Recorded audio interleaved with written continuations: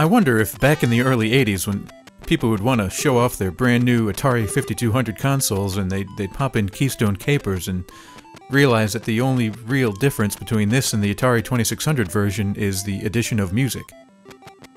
But I guess you did get the additional benefit of being able to use the enhanced control provided by the 5200 game controller, because those were just great, and they work so good.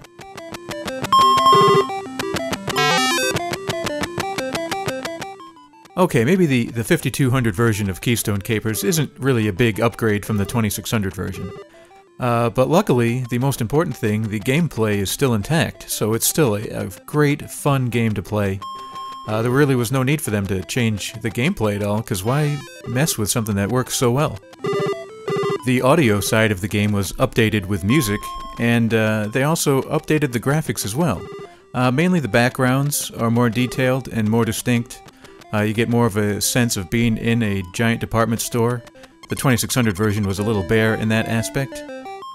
And also, the guy you're chasing, Harry Hooligan, I'm pretty sure in this version, it looks like he's got a little beard starting there, a little stubble, a little 5 o'clock shadow going on, and that really signifies bad intent of criminal behavior, because a full beard, so that can go either way, because a full beard might either mean really, really evil, or it could mean, you know, someone who's really attained a lot of wisdom and experience in life.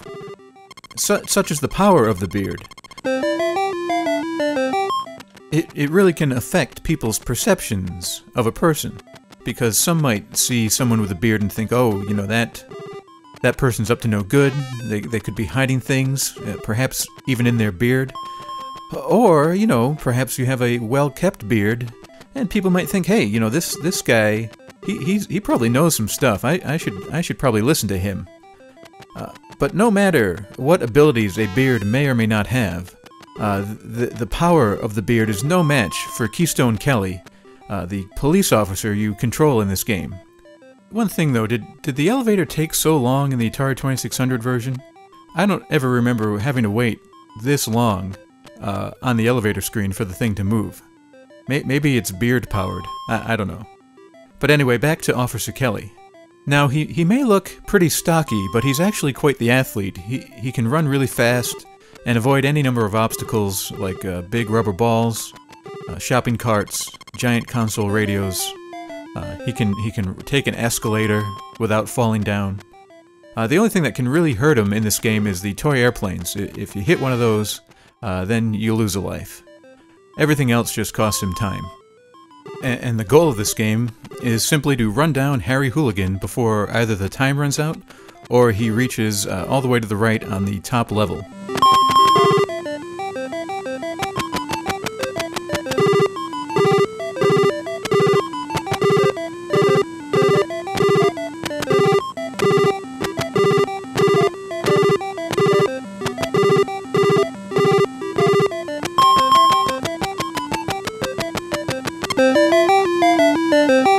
Keystone Kapers for the Atari 2600 is a classic, and since the 5200 version is essentially the same thing, it's also a great game to play.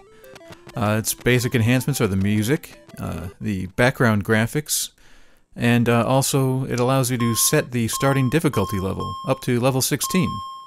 If these things are really important to you, and you have a good 5200 controller, I guess I would prefer this one, but for the most part you're probably fine, and maybe better off just playing the 2600 version.